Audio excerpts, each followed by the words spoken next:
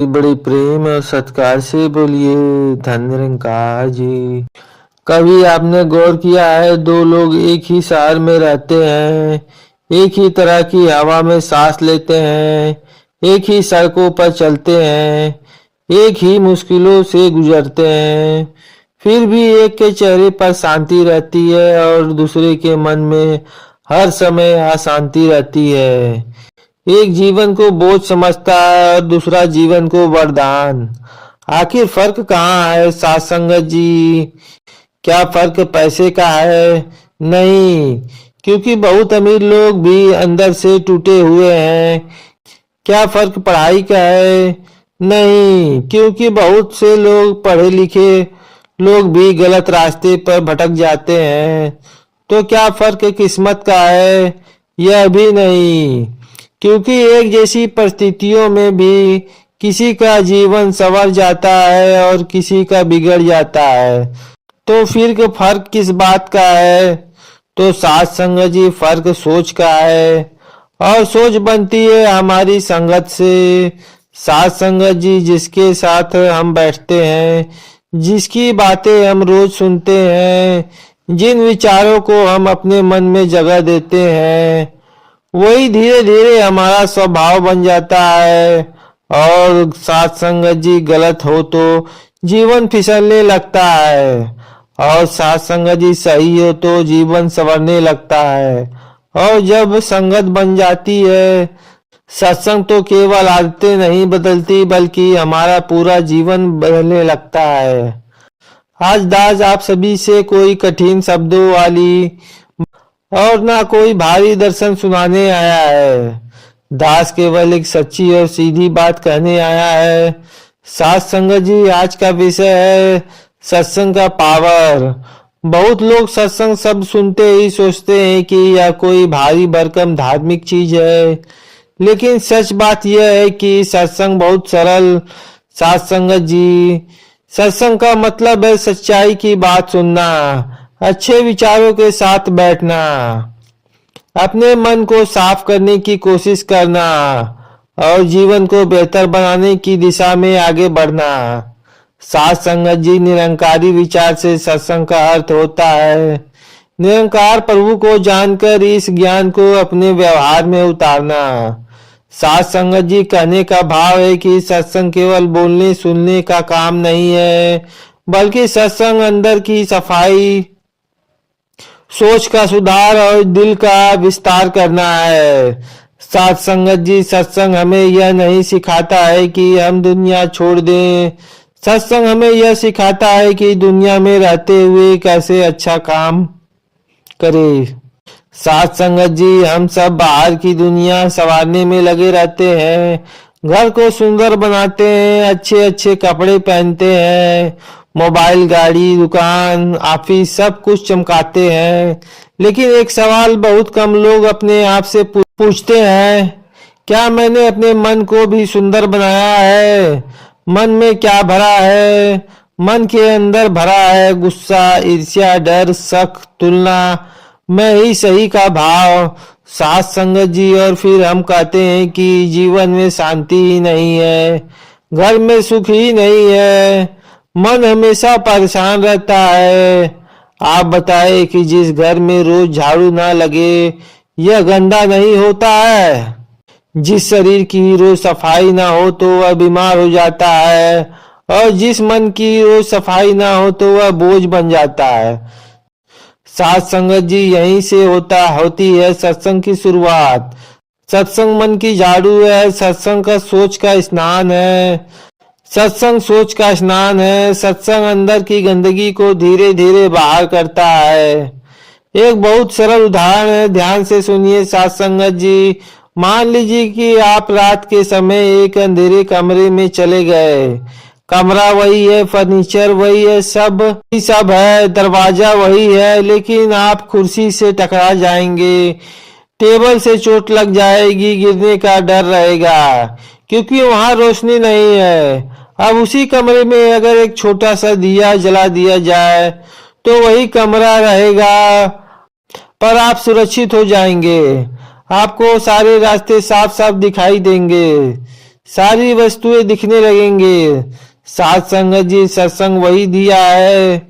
जीवन में समस्या तो रहती है, जैसे गरीबी, बीमारी, पारिवारिक तनाव, बच्चों की चिंता, नौकरी का दबाव, लेकिन सत्संग यह वादा नहीं करता है कि समस्याएं नहीं आएंगी।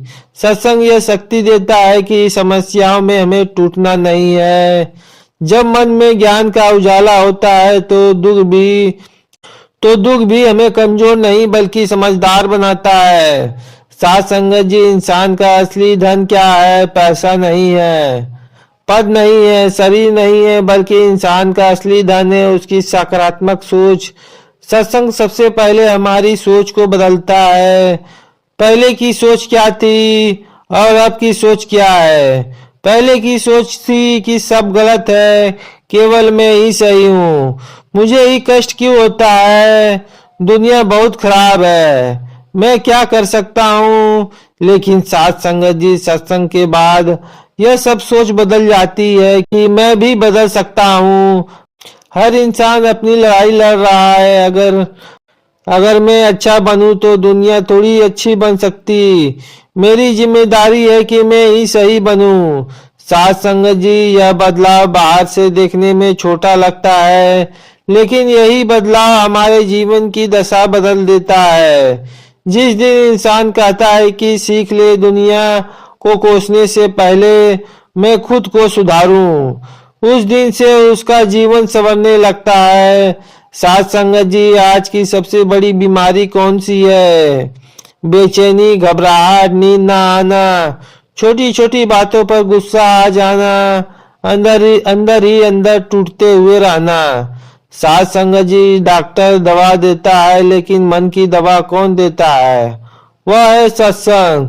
साथ संगत जी, जब इंसान सत्संग में बैठता है, वह शोर से दूर होता है, वह नकारात्मक बातों से दूर होता है, वह अंदर झांकता है। साथ संगत जी, धीरे धीरे मन को यह एहसास होने लगता है कि मैं अकेला नहीं हूँ, कोई शक्ति है जो सबको संभाल रही है। मैं जैसा हूँ वैसा ही स्वीकार हूँ, और यही एहसास मन को हल्का कर देता है, मन को सुकून देता है। साथ संगत जी, हमारे घर में बार बार झगड़े क्यों होते हैं? अहंकार, शक, तुलना की मेरी बात ही सही हो। साथ संगत जी, इसी भाव के कारण हमारे घर में बार बार झगड़े होते हैं। साथ संगत जी, सत्संग हमें सिखाता है कि सुनिए, समझिए, माफ करिए, और जो भी बातें हो चुकी है उसको छोड़ दीजिए। साथ संगत जी, जब हम पति पत्नी यह समझ लें कि हम एक दूसरे को बदलने नहीं बल्कि समझते हैं, तो घर में शांति अपने आप आ जाती है। जब माता पिता बच्चों को केवल डांटने के बजाय उन्हें इंसान समझकर बात करते हैं, तो बीच की दूरियां मिटने लगती है।